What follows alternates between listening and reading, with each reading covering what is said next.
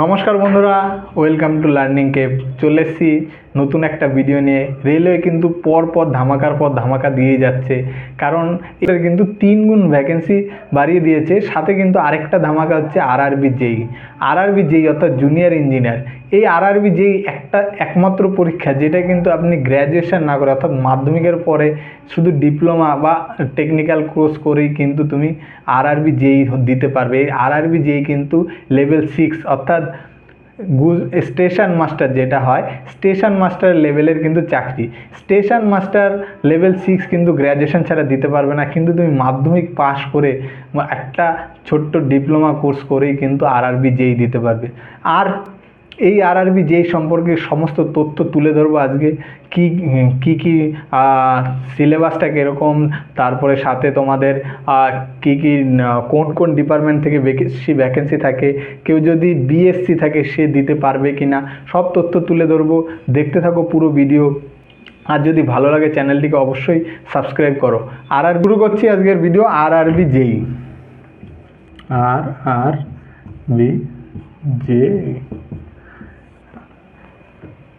RRB জেই অর্থাৎ railway junior engineer হতে গেলে তোমাকে কিন্তু মূলত এই ডিগ্রিগুলো রাখতে হবে।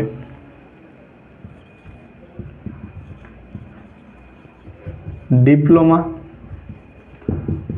বিটেক, এইগুলো এবং এর হাই লেভেলও যদি তুমি থাকে তো এইগুলো কিন্তু থাকতে হবে। এই ডিপ্লোমা, বিটেক, ডিপ্লোমার কিন্তু অনেক স্ট্রিম আছে, যেগুলো কিন্তু সবগুলো কিন্তু নেওয়া হয় না। মূলত যেই 4টে ডিপ্লোমার সাবজেক্ট বা ডিপ্লোমার যে ট্রেড নেওয়া হয় সেটা হচ্ছে ইলেকট্রিক্যাল, মেকানিক্যাল, সিভিল এবং ইলেকট্রনিক্স। আবারও বলছি, ইলেকট্রিক্যাল, মেকানিক্যাল, সিভিল এবং ইলেকট্রনিক্স। তার মধ্যে সবচেয়ে বেশি যেটা নেওয়া হয় সেটা হচ্ছে সিভিল। আরআরবি জেইর কিন্তু সবচেয়ে বেশি পরিমাণ ভ্যাকেন্সি থাকে সিভিলের ওপর।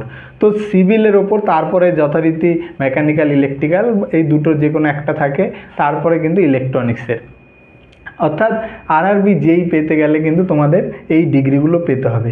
আরআরবি জেইর কিন্তু একটা সবচেয়ে সুবিধা আছে, আরআরবি জেই কিন্তু এমন একটা পরীক্ষা যেটাই কিন্তু নন টেকনিক্যালের পার্ট অনেকটা হাই থাকে। অর্থাৎ টেকনিক্যাল কারোর যদি দুর্বল থাকে কিন্তু টেকনিক্যালে চাকরি করতে চাও, তাহলে কিন্তু সবচেয়ে বেস্ট ওয়ে হচ্ছে আরআরবি জেই।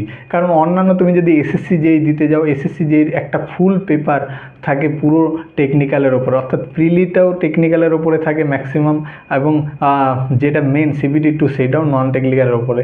তাছাড়া যেই বিআরও বা ডিআরডিও যা আরও যে ইসরো যেগুলোতে পরীক্ষা, সব কিছুতে কিন্তু পুরোপুরি টেকনিক্যাল থিওরির ওপর কিন্তু তোমাদের বেস থাকে কোশ্চেন। কিন্তু রেলওয়ে কিন্তু সেরকম না।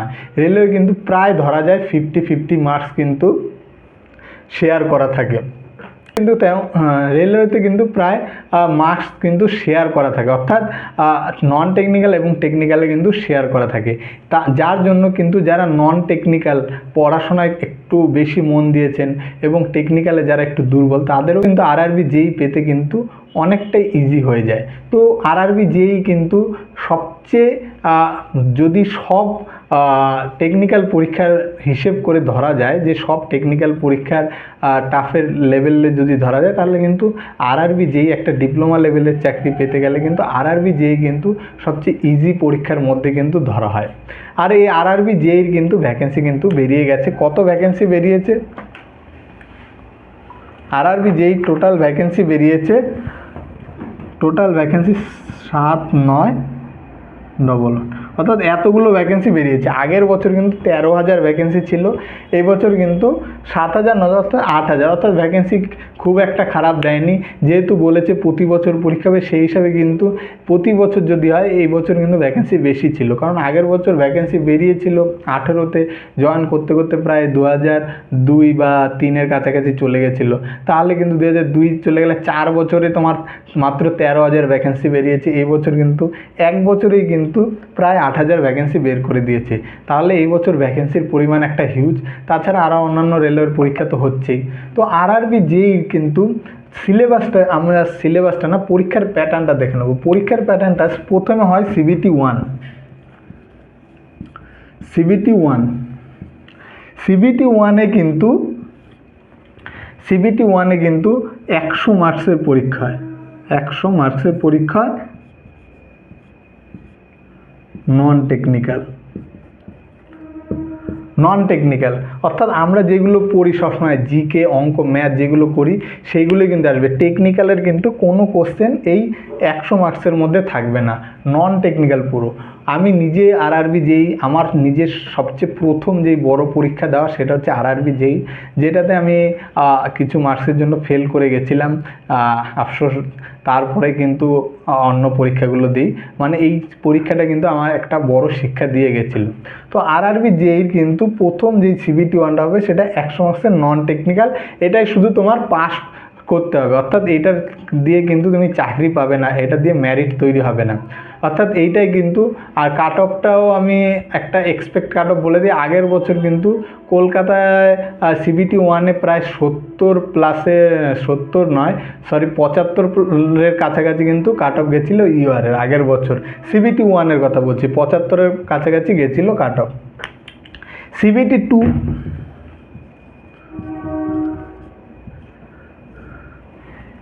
টু তাহলে কি? সিবিটি টুতে হবে 150 মার্কসের পরীক্ষা, 150 মার্কস। কত? 150 নাম্বারের পরীক্ষা, যার মধ্যে 100 থাকবে টেকনিক্যাল আর 50 থাকবে নন টেকনিক্যাল। সিবিটি টু এর সিলেবাসটা এরকম, 100 মার্কস টেকনিক্যাল আর 50 মার্কস নন টেকনিক্যাল। এই 150-র মধ্যে তুমি যত পাবে তার উপর ডিপেন্ড হবে তুমি চাকরি পাবে কি না, অর্থাৎ এই 150-র মধ্যে মেরিট হবে। এবং এর পরে কোনো সাইকো, কোনো টাইপিং, কোনো টেস্ট নেই, অর্থাৎ সিবিটি ওয়ান এবং সিবিটি টু দাও, পাস করো, ব্যাস তুমি চাকরিতে জয়েন করো। এই 100 মার্কসের টেকনিক্যাল পরীক্ষায় কিন্তু কোশ্চেন অন্যান্য যে টেকনিক্যাল পরীক্ষায় যে হার্ড লেভেলের টেকনিক্যালের কোশ্চেন আসে সেরকম হার্ড লেভেলের নয়, তবে মোটামুটি অ্যাভারেজ মডারেট কোশ্চেন থাকে। আর এই 50 মার্কসটা নর্মাল যেরকম কোশ্চেন হয় রেলওয়েতে সেরকম বেসিসই কোশ্চেন থাকে। তো এই 150 মার্কসের মধ্যে তুমি কত পাবে তার উপর ডিপেন্ড করছে তোমার মেরিটটা হবে কি না। তো বুঝতেই পারছো আরআরবি যেই এটা কিন্তু পেতে গেলে নন টেকনিক্যালের উপর ফুল ডিপেন্ডেন্ট, কারণ তুমি নন টেকনিক্যাল যদি না জানো তুমি এই প্রথমটাই পাস করতে পারবে না। অর্থাৎ এটা পাওয়া আমি সহজ কেন বলছি অন্যান্য টেকনিক্যাল পরীক্ষাতে, যেখানে তুমি যদি অন্যান্য এসএসসি জেইতে চলে যাও বা অন্যান্য টেকনিক্যাল ইসরো বা ডিআরডিওর জেইতে, ডিআরডিওর টেকনিক্যালে যাও, যারা চাকরিটা পাচ্ছে তারা টেকনিক্যালে খুব ভালো। সেই স্টুডেন্টগুলো এই জায়গায় এসে প্রথমে যেই 100 নম্বরের পরীক্ষাটা হয় নন টেকনিক্যাল, এই জায়গাটায় কিন্তু সেই জায়গায় কিন্তু ভালো ভালো টেকনিক্যালে যারা স্টুডেন্ট তারা কিন্তু অনেকেই ফেল করে যায়, যার জন্য যারা এই সেকেন্ড স্টেজে আসতেই পারে না, যার ফলে কি হয় সেকেন্ড স্টেজে গিয়ে কিন্তু নাম্বারটা একটু কমে যায়। কারণ এই জায়গায় কিন্তু যারা নন টেকনিক্যালে খুব ভালো তারাই কিন্তু এই জায়গাটায় কিন্তু পাস করে যায়।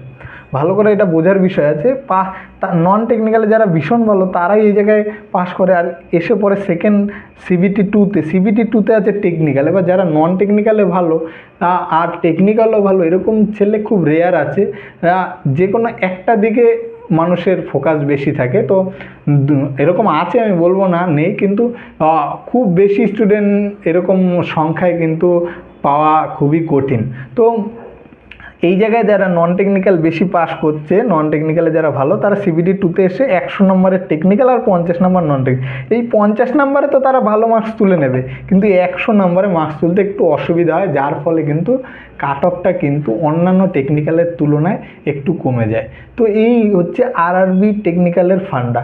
তো আরআরবি যে যেই আছে সেটা কিন্তু করতে গেলে ডিপ্লোমা, বিটেক আর বি, যারা নতুন মাধ্যমিক পাস করছো বা রেলওয়ে জব করার ইচ্ছা আছে বা উচ্চ মাধ্যমিক পাস করছো, অনেকেই কিন্তু ডিপ্লোমা বা এগুলো করতে এগুলোর অতটা আইডিয়া থাকে না, আইটিআইতে ভর্তি হয়ে যাও।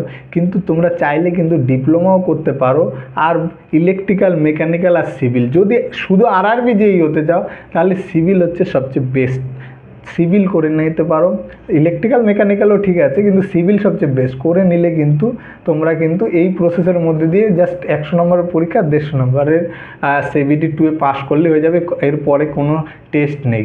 এটা হচ্ছে আরআরবি যেই পরীক্ষার প্রসেস। আর তোমরা সবাই জানো 7,911টা ভ্যাকেন্সি বেরিয়ে গেছে। ভ্যাকেন্সির লিস্টটা আমি আমার টেলিগ্রাম গ্রুপে দিয়ে দেবো, যদি তোমরা হাতে না পাও ওইটাও দিয়ে দেবো, ওই জায়গায় ডিটেলস আছে। তো আরআরবি যেই কিন্তু পেতে গেলে তোমাদের একটু ফোকাস দিয়ে পড়তে হবে, কারণ এটার মধ্যে 100 নম্বরের সিবিটি 2তে যে নন টেকনিক্যালটা আছে, টেকনিক্যালটা আছে, ওই জায়গাটা দিয়ে কিন্তু তোমাদের একটু ভাবতে হবে, কারণ একদম না পড়ে গেলে কিন্তু হবে না, কারণ যারা পাবে তারা কিছু না কিছু জানে। তো ওই জায়গাটায় কিন্তু তোমাদের একটু ফোকাস করতে হবে যদি তোমরা এই চাকরিটা পেতে চাও। তো আরআরবি যেই একটা ভীষণই ভালো এবং সুইটেবল চাকরি। তো কি বলবো, যদি পেতে চাও তাহলে অবশ্যই পড়াশোনা করো, ভালো করে পড়াশোনা করো। আর বিশেষত এই 50 নাম্বার যেগুলো বললাম এগুলো কিন্তু ম্যাক্সিমাম ক্যালকুলেশন বেসিস থাকে, অর্থাৎ অঙ্ক আর জিআই যদি ভালো করে করো আশা করি হয়ে যাবে। তো এই ছিল আরআরবি যেই ভ্যাকেন্সি নিয়ে তথ্য।